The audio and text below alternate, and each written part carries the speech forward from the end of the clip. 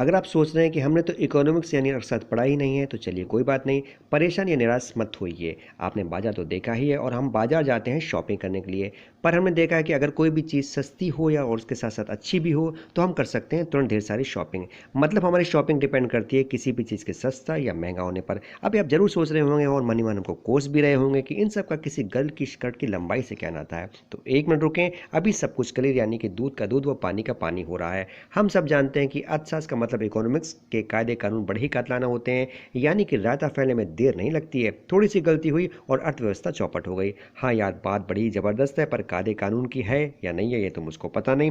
पर हम यहाँ बात कर रहे हैं गर्ल्स स्कर्ट की लंबाई व इकोनॉमिक्स के कायदे कानूनों की। तो चलिए देखते हैं कि इतिहास के कुछ पन्ने पलटते हैं और ये पता लगाने की कोशिश करते हैं कि इस बात में कुछ दम कम है या फिर ये है एक सफ़ेद झूठ। इतिहास इस बात का गवाह है कि जब जब महंगाई यानी कि इन्फ्लेशन रेट बढ़ता है, तो लोगों का कॉन्फिडेंस लेवल होने लगता है कम और हम चल पड़ते हैं सादा जीवन की तरफ। मतलब परंपराएं हम पर होने लगती हैं हावी और फैशन होने लगता है कम। यानी गर्ल्स स्कर्ट की लंबाई बढ़ने लगती है और हम सब सीमित ज़िंदगी जीने लगते हैं। महंगाई बढ़ने या घटने के अनेक कारण हो सकते हैं और इकोनॉमिक्स के अनुसार इसका एक्सप्लेनेशन भी अनेक प्रकार से दिया जा सकता है। यानी अगर हम इकोनॉमिक्स की थ्योरी माने, तो हम ये पाएंगे कि पैसा कम हो या ज़्यादा होने का सीधा प्रभाव हमारे ऊपर पड़ता है और हमारा जीवन व रहन सहन उसी के अनुसार बदलता रहता है। तो हमने देखा कि जैसे जैसे कॉन्फिडेंस लेवल हुआ कम, स्कर्ट्स की लंबाई बढ़ती चली गई और अब अगर अर्थव्यवस्था मजबूत होने लगे यानी सामान सस्ता होने लगे, तो क्या होगा। जब हमने इसको जानने की कोशिश की, तो ये पाया कि जैसे जैसे मार्केट में चीज़ें सस्ती होती गईं, लोगों का कॉन्फिडेंस लेवल बढ़ता गया एवं गर्ल्स के स्कर्ट की लंबाई कम होती चली गई।